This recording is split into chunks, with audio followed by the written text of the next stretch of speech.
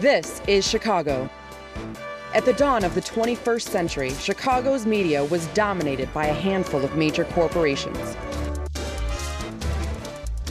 But a resistance movement arose to free Chicago's media from their clutches.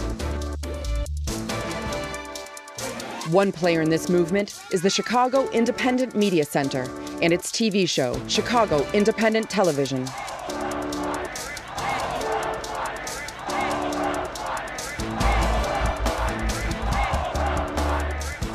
The Independent Media Center is a worldwide network of grassroots correspondents committed to using the tools of the media for promoting social and economic justice.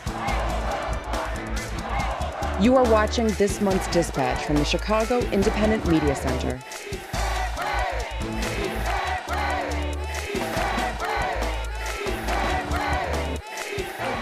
Welcome to Chicago Independent Television, a collection of progressive video reports by grassroots media workers produced free from corporate or commercial support or influence.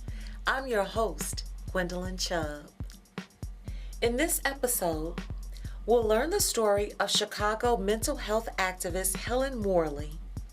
We'll also attend a recent Chicago panel on the controversial detention camp in Guantanamo Bay, Cuba. We'll join grassroots lobbying efforts in the Illinois legislature regarding cannabis reform. And we will hear from Joan Levin why genetically modified organisms, or GMOs, are technically illegal. Mr. Bishop, I want to use this picture on the front page of our next issue. Oh, come now, Nancy. We can't print a picture like that. Paper is read by people all over the city. Just think what a picture like that would do to the reputation of our newspaper. I don't think we should hide things just because they're unpleasant. How do we stop things like this if we don't let the people know they're happening?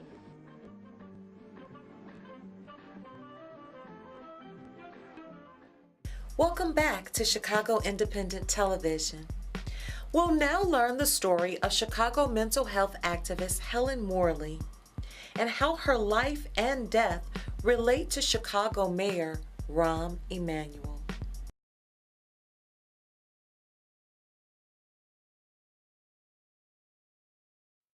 The history of Rahm Emanuel's tenure as mayor of Chicago might well be stained by the death of Helen Morley.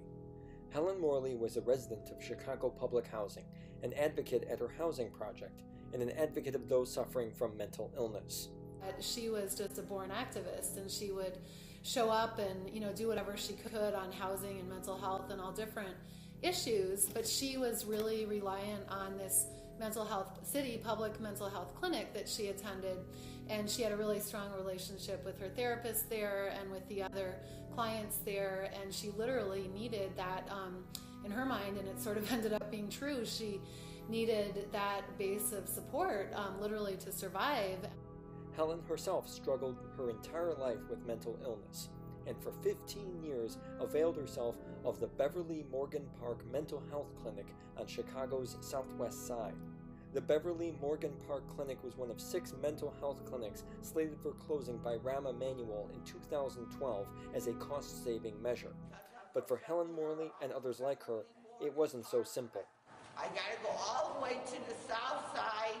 I live on the north side, and I'd be in the hell of a disaster and a mess if they take that away. I got one therapist that works with me, knew me 15 years, the only one that'll work with me. I go to clinics all over trying to see what I can do, and everything's no, there's no money no matter where you go, and the city's the bottom of the barrel, and you can't even get the city to do anything. Where are we gonna go?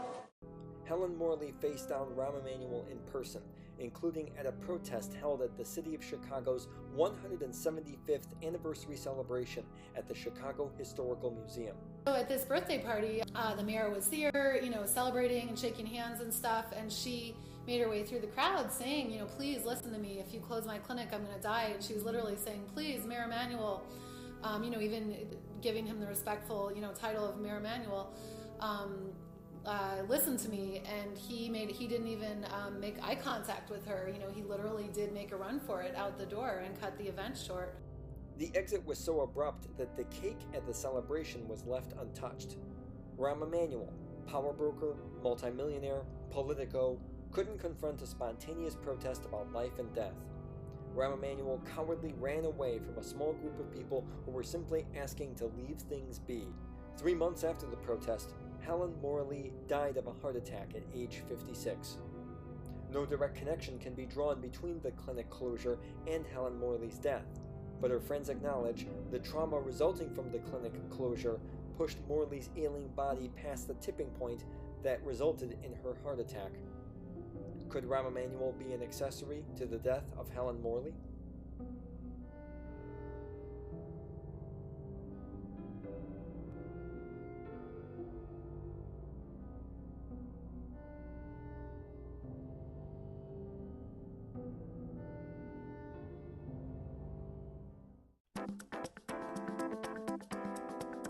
This is Jill Stein. You're watching Chicago Independent Television. Welcome back to Chicago Independent Television. In this extended segment, we'll join a recent Chicago panel about the controversial Guantanamo Bay detention camp in Cuba.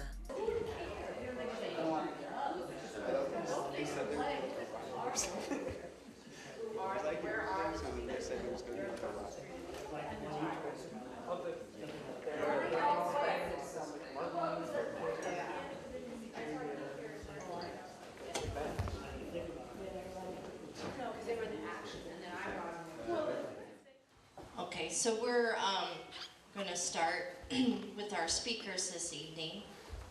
And we're going to start with Andy Worthington, author and filmmaker of the Guantanamo Files, the story of 774 detainees held in America's illegal prison. And then we'll move on to Candace Gorman, who's an attorney for one of the detainees. And then Deborah Sweet, National Director of World Can't Wait. We will then open it up for questions and answers. And we'd like this evening to be more of a conversation and dialogue, because we really do want to get in and wrangle about how are we going to shut down Guantanamo once and for all, and end indefinite detention. So let's welcome Andy Worthington.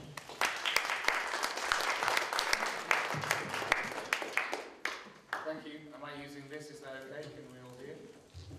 We have some good news from Guantanamo today, because 5 prisoners were released, 5 Yemenis, and 4 of these men were sent to Oman, and 1 man was sent to Estonia. If you know about the story of Guantanamo at all, I think you would appreciate that Yemenis being free from the prison has always been one of the real uphill struggles.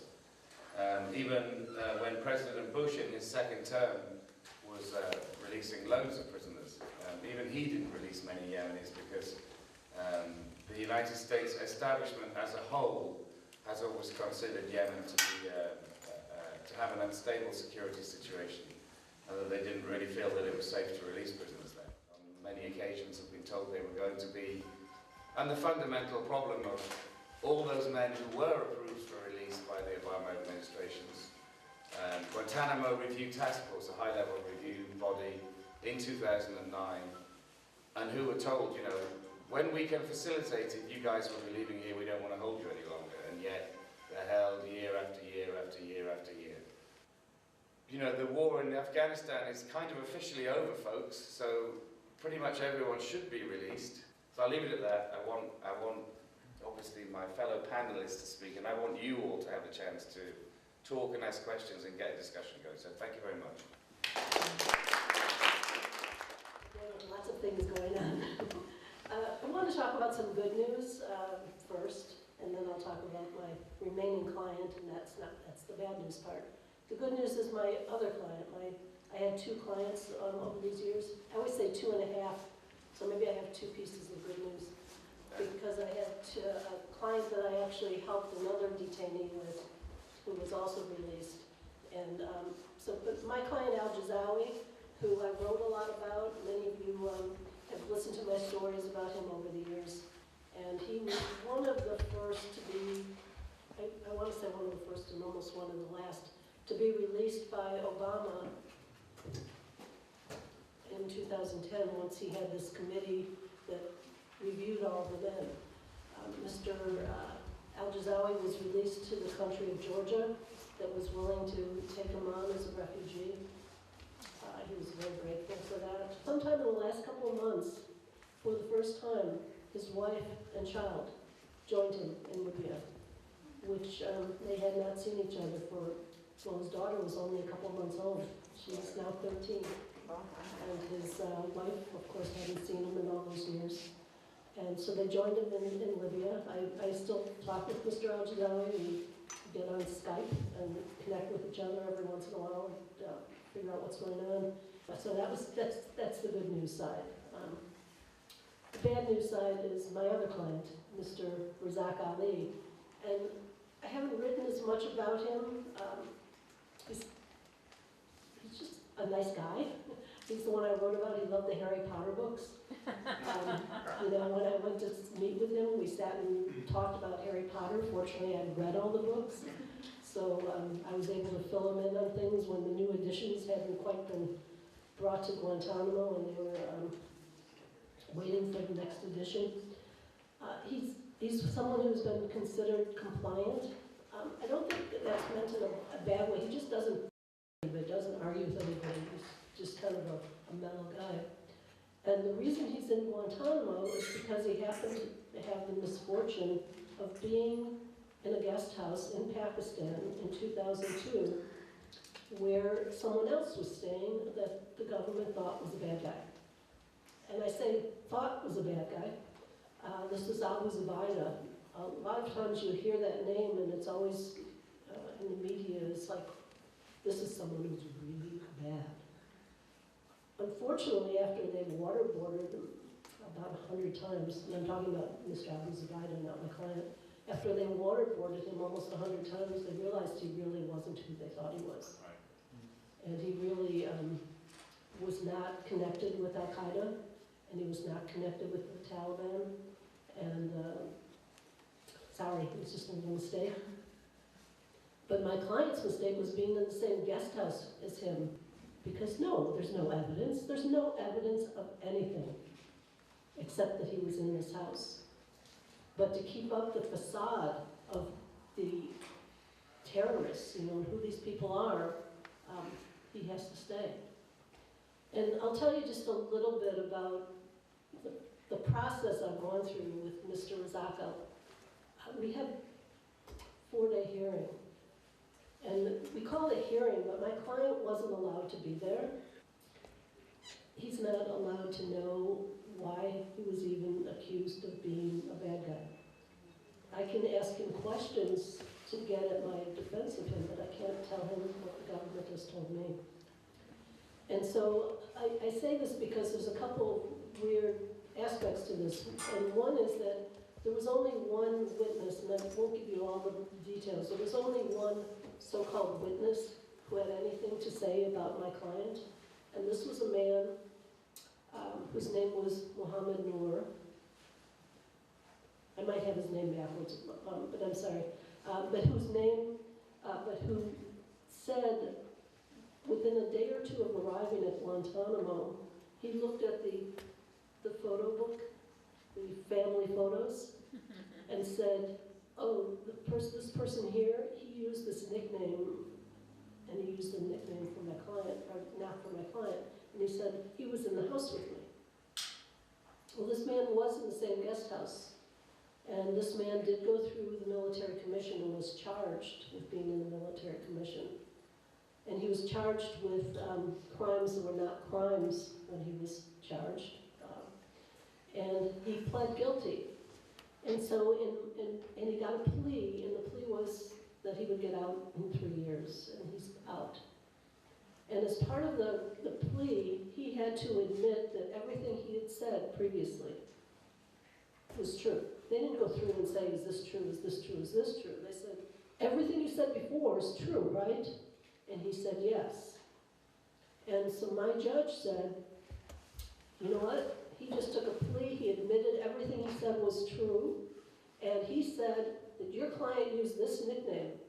And he looked at his photo and said he was in the same house as him. And so therefore that's the end of the game. The other ironic thing was it wasn't my client's photo. And when I was arguing to the judge and they put the photo up, and I had seen the photo a few days earlier for the first time, and I said to the judge, that's not my client. And the judge said, but the government's saying it's your client. And I said, but it's not. It doesn't look like him. I've met him. No one in that room, no one in that courtroom had ever seen my client.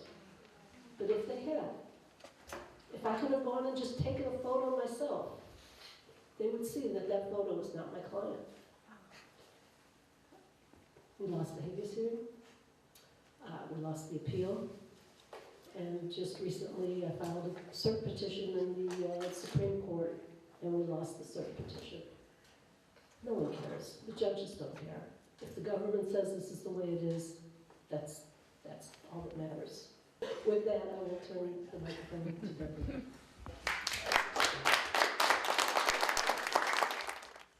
Since 2001, 2002, I think I've been paying a lot of attention to Guantanamo and all the related things, but I love doing these programs because I always learn so much that I couldn't make up.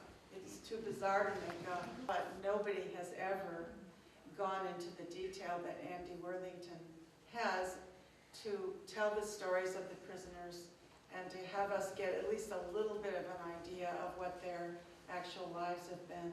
So I'm very glad to be here with you two in particular on this tour.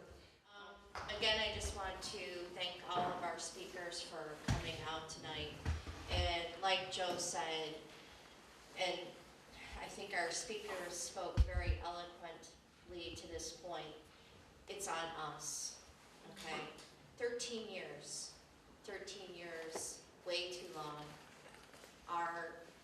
The ruling forces of this country have no interest in providing justice for these men who have been treated so unjustly. And so it's us, the people of conscience, that have to shut down Guantanamo and end indefinite detention. Thank you again, Deborah, Andy, and Candace.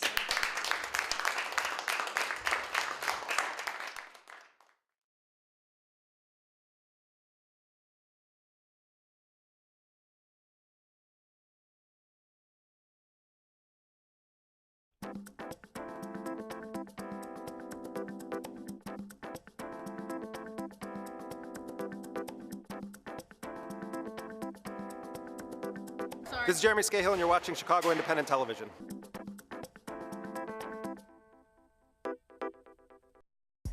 Here's a segment about Lobby Day, an event organized by the Illinois chapter of the National Organization for Reform of Marijuana Laws, or Illinois NORML.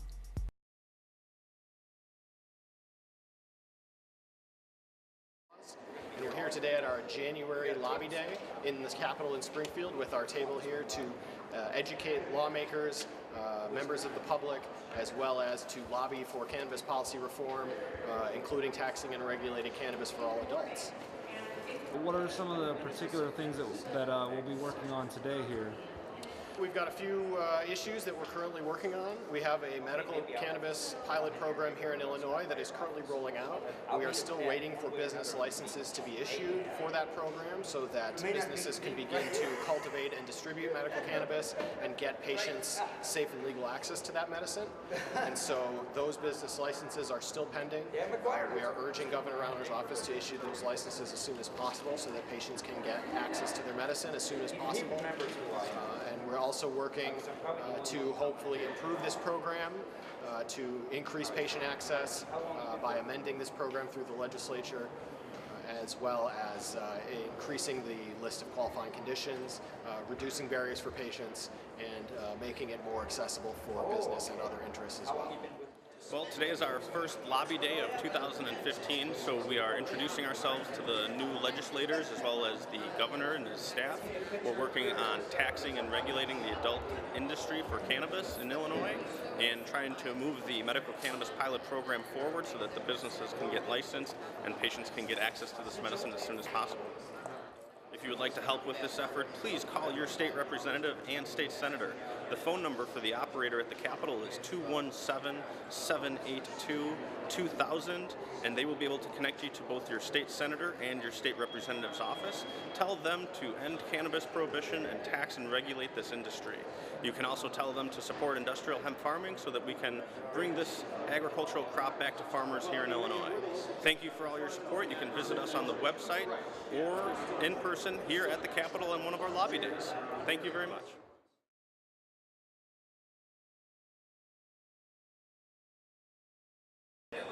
We also have a lot of things about hemp that are actually useful in lots of different aspects of our life. So when we consider hemp, we have to realize that 1 acre of hemp, which can be renewed every 3 months, can produce as much fiber as 2 acres of cotton and 4 acres of trees. But the other thing to remember is it still takes a year to produce another acre of cotton and up to 2 decades to produce another acre of tree. So not only does hemp replace these within 3 months, but it simultaneously uses 1/3 of the water. So water conservation is also kind of becoming an important deal, especially in states that aren't surrounded by the Great Lakes. It's definitely hindered by the current policies and will not be changed until we've changed the policy and allowed for more growing. And here in Illinois, we need to go beyond research. I think it's just absolutely ridiculous that we are researching something that is quite possibly the most, universally used plant on the planet since the dawn of man. Welcome back to Chicago Independent Television. Here's a segment with Joan Levin of the GMO Right to Know on why genetically modified organisms are technically illegal.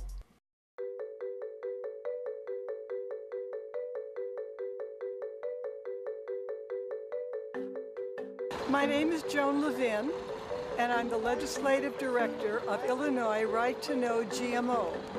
We're a labeling organization. We're working for labeling GMOs. But there's something even more basic than the right of people to know what's in their food that's going on here. And that is the right of every single citizen of the United States to know that their federal officials, that the federal agencies and their directors are obeying the laws that bind them. And I'm here to tell you today that every single genetically engineered food on the market today in the United States is there illegally. It's there illegally because it was designated by the Food and Drug Administration as being generally recognized as safe.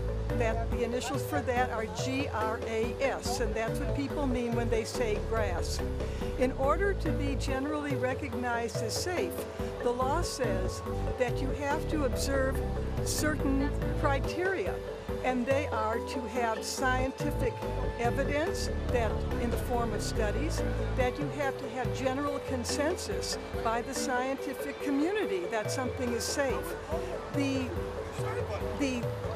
doctors, the MDs, the PhDs, the DVMs at the Food and Drug Administration sent written memos to their superiors saying there were safety problems, but they were overruled by their political superiors acting according to a administration, and this is all administrations, Republican and Democrat, since the years of President Bush and right up to today, to push and promote biotechnology. And biotechnology won this fight. But instead of making this a regulation, which has to be done with notice to the public and an opportunity for the public to comment, whether in writing or in public hearing, they went ahead and they wrote something called a statement of policy. This statement of policy found genetically engineered foods to be generally recognized as safe. But the criteria for being generally recognized as safe were never satisfied. And in fact, this statement of policy has no more force of law than your grocery shopping list, okay? It's simply a statement. It's not a rule. It's not a regulation. It's not a statute. It has no force in law. And yet this is what we have been following since 1992 when that statement first came out, and the statement essentially says that there's no difference between genetically modified foods and foods produced by traditional breeding methods, which the scientists in the department, the senior scientists, the scientists who were sworn to protect our health and safety, had already said, no, this isn't true. They had sent written memoranda saying, no, this is not so. But they were overruled. And it's true, even though no body of scientific evidence was presented to support generally recognized as safe status. And so this statement of policy has no force and no effect, and yet it is followed as if it is the law. But it is not the law. And the Food and Drug Administration knows that it is not the law. They knowingly, deliberately allowed this to happen. And so this is why I contend that every item on your grocery shelf today that's genetically engineered is there in violation of United States federal law.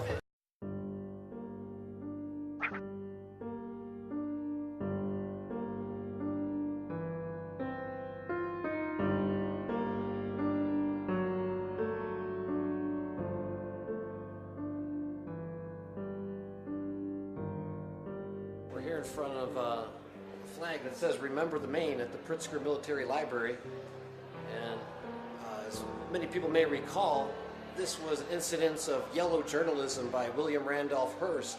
There was a big propaganda movement to start the Spanish-American War. The Maine was a U.S. ship that had sunk just off the coast of Cuba, and there wasn't any real indicator as to what had caused it to sink.